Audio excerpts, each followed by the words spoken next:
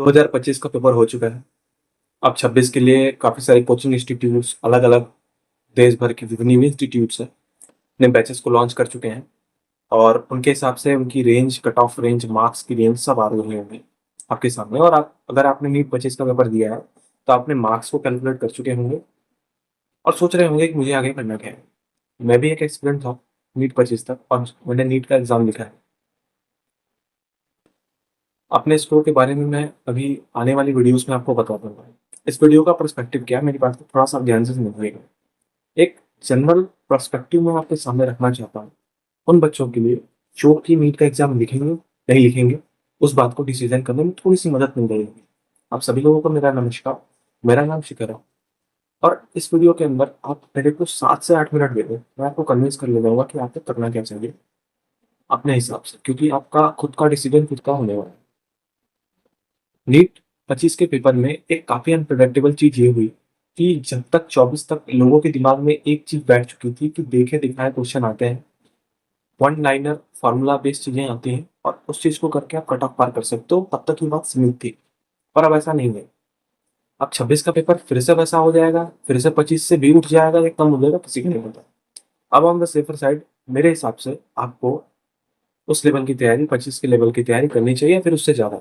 इसका मतलब ये नहीं कि आप एडवांस के बैचेस लगाने बैठ जाओ। आपके पास, अब सुन लो, जिन लोगों का ये पहला ड्रॉप था और वो अपना 100% एफर्ट नहीं दे पाए और उनको लगता है कि वो मेहनत करके आगे चीजें ले सकते हैं, तो आप फर्दर ड्रॉप के लिए जा सकते हैं। जिनका ये फर्स्ट अटेम्प्ट था, वो फ्रेशर थे, उन्होंने अपना 100% अटेम्प्ट दिया और फिर भी उनको सीट नहीं मिली, आप एक ड्रॉप ले लो। मेरे हिसाब से 2 ड्रॉप से ज्यादा लेना बेवकूफ़ी है इस फील्ड के अंदर, या फिर आपकी मतलब की इच्छा है। मैं अपना ओपिनियन बता रहा हूँ और गलत बोलूंगा तो आप मेरे को कमेंट में कुछ भी मतलब समझा सकते हैं कि मैंने क्या गलत बोला इस वीडियो के अंदर। अब दरअसल बात ये है ना यार कि जो नीट 25 का एग्जाम को मैंने 2 साल इस फील्ड में दे चुका हूँ। इस हिसाब से मैं इस वीडियो को रिकॉर्ड कर रहा हूँ और उस हिसाब के लिए मैं एलिजिबल हूँ आप लोगों को बताने के लिए। आप अपनी नीट की जर्नी स्टार्ट करने वाले हो। नीट 25 के बाद आपके दिमाग में एक चीज क्लियर होनी चाहिए कि आपके पास टाइम बहुत ही लिमिटेड है। अगर आप ड्रॉप लोगे तो आप समझो आपके पास 11 महीने से भी कम का टाइम है और आपको 11 12 अच्छे से कंप्लीट करने के बाद एक प्रॉपर टेस्टिंग करनी पड़ेगी। मेरा एक दोस्त था, नीट 25 के अंदर उसका एक्सपेक्टेड थे कि वो 700 नंबर स्कोर करेगा टेस्ट के दौरान। जब वो टेस्ट लगाता था उसके मॉक में 690, 685, 700 आते थे। उसके नीट 2025 के अंदर 40 क्वेश्चन छूटे हैं, 40 क्वेश्चन। गलती हम लोगों में ही है। हम लोगों ने उस लेवल की प्रैक्टिस करी ही नहीं जिस हिसाब से पेपर आए।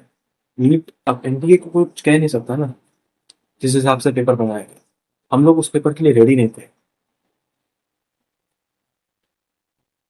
प्लीज अभी आप डिसीजन बना लीजिए कि आज 15-16 मई के अप्रोक्सीमेट है, आधी मई खत्म हो चुकी है। जो जितना जल्दी एक्शन लेगा उतना जल्दी सक्सीड हो रहा होगा इस फील्ड। आपको जितना जल्दी एडवांटेज लेना है आप इस चीज में ले लो और आप एक सही चीज डिसीजन में ले लो कि आपको ऑनलाइन पढ़ना है कि ऑफलाइन। ये फालतूगिरी नहीं है कि आप कोटा जाकर के ही सिलेक्शन होगा, ऐसा नहीं है। अभी जब आप रिजल्ट आएगा देखोगे उसमें ऑनलाइन और ऑफलाइन दोनों से बच्चे सेलेक्ट होते हुए आपको दिखाता है। मेरे को यार खुद से एक गिल्टी फील ये है कि मैंने इस एग्जाम में इतना ज्यादा लेवल, जिस लेवल का 25 का एग्जाम होना था उस लेवल की मैंने तैयारी नहीं की थी। मतलब उस हिसाब के मैंने क्वेश्चन प्रैक्टिस नहीं की थी। सबके पास एक सेम कॉमन यही मिस्टेक है जो मैं बता, कोई ना कोई हद उस लेवल तक नहीं पहुंच पाए, इसलिए 720 साल किसी का नहीं हुआ। तो आपको ऑनलाइन पढ़ना है या ऑफलाइन डिसाइड कर लो और उस कोचिंग को बिल्कुल अवॉइड करो, कोई भी कोचिंग हो जहां पर आपके डीपीपीस में, आपके टेस्ट में, आपके क्लासेस में देखे दिखाए क्वेश्चन दिए जा रहे हैं और आप नए क्वेश्चन के लिए नहीं थे। देखो एडवांस के और मेंस मतलब जो आईटी का एग्जाम लिखते हैं वो हमसे लीड में क्यों भाई, यहाँ पे कोई कंपैरिजन नहीं होता है, कोई कंपटीशन नहीं। उनके यहाँ देखे दिखाए क्वेश्चन नहीं आते, उनको नए क्वेश्चन को समझ करके कैपेबिलिटीज है अप्लाई करके सॉल्व करने की। हमारे दिमाग में क्या भरा हुआ है पिछले 20 साल से, जब से हम पेपर पीवाईक्यूज देखते हैं तो देखे दिखाए क्वेश्चन आते हैं, नए नए ट्रेंड्स, सारे क्वेश्चन एक पूछे तो सेम टॉपिक पे क्वेश्चन रिपीट होते हैं। बट इस साल भी पीवाईक्यू आए थे, ऐसा नहीं कि बिल्कुल नहीं आए, लेकिन क्वेश्चन नए तरीके से डिजाइन किए हुए थे, आप भी मानते हो। तो सबसे पहली चीज कि आपको नई चीजों के लिए बिल्कुल रेडी रहना है और उस तरीके की आपको टेस्टिंग लगानी है, खासकर कि ऑफलाइन, क्योंकि नए तरीके के क्वेश्चन दे रहे हैं वो आपको। थोड़ा सा पैसा लग गया कोई, ठीक। दूसरी बात कि आपको स्यूडो सेटिस्फेक्शन में नहीं रहना। पूरे साल भर में नीट की तैयारी बहुत मुश्किल है यार, बहुत मुश्किल। तरीके से जो तैयारी करता है उससे पूछो। मैं तुम्हें बता रहा हूँ, अगर आप साल भर तरीके से पढ़ते हो तो आपको लगेगा कि आपने पढ़ाई की है, और इतने ज़्यादा अप्स एंड डाउन्स आएँगे ना, इतना ज़्यादा गिल्टी फील होगा, मैं तुम्हें बता सकता हूँ। अभी तुम्हारा मोटिवेशन पीक पे है, तो तुम्हें लग रहा होगा कि मैं कर लूँगा क्रैक, मेरे पास नहीं है दोस्त।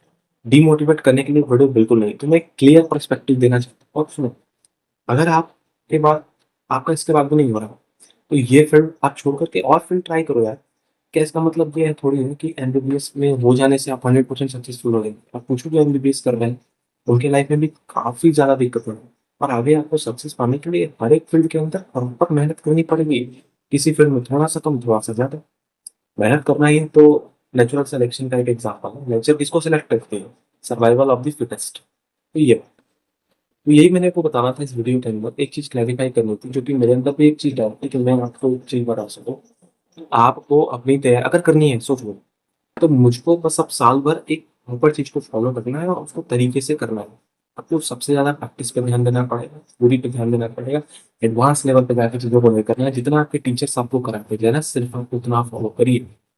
और टॉकिंग अबाउट एनसीईआरटी, एनसीईआरटी को सिर्फ़ रट्टा मारने से, लाइन पढ़ने से नहीं, आपको उसके हर एक डायमेंशन में क्वेश्चन को पलट करके देखने की आदत होनी चाहिए, फिर आप उसमें अच्छा कर रहे होंगे। केमिस्ट्री एक ऐसा सब्जेक्ट है जो कि कभी आपको धोखा नहीं देता। आप कभी भी केमिस्ट्री का पेपर उठा के देख लो, टफ नहीं बनाया जा सकता, क्योंकि उसमें 3 सब्जेक्ट के अलग-अलग दायरे हैं। 3 सब्जेक्ट के अलग-अलग दायरे हैं, जहाँ पर मेरे को ऐसा लगा केमिस्ट्री फिर भी ठीक थी, करने लायक थी, बट थोड़ा-सा फिज़िक्स के अंदर खेल खेला जा सकता है, क्योंकि फिज़िक्स के अंदर ना एनसीईआरटी की लाइन से स्टेटमेंट नहीं बनाए जा सकते ज़्यादा से ज़्यादा। उसमें सवाल में ही तुम्हें फँसाया जा सकता है, जिसके लिए तुम बार-बार प्रैक्टिस करना सीखोगे। साल भर की तैयारी है, किस तरीके से मैनेजमेंट करना है, किस तरीके से स्ट्रैटेजी बनानी है, किस तरीके से हर एक चीज़ों को डील करना है, और फेलियर से यार हार के रुकने की ज़रूरत नहीं है। Thank you. मैं इसी चीज़ को आपको कन्वे करना चाहता था कि नीट स्कोर को और आपके एक्सपेक्टेड रैंक को नीचे कमेंट में लिखना मत भूलें, कितना भी बेकार से बेकार हो यार। साथ में आगे बढ़ेंगे, और इस चैनल को आप सब्सक्राइब कर लेना। ऐसी ही रियल बातें बिना स्क्रिप्टेड, जो मेरे मन में आया मैंने कैमरा रिकॉर्ड किया और मैंने बोल दिया, और that's it. Thank you so much. Channel को सब्सक्राइब जरूर करें। Sorry ass DJ.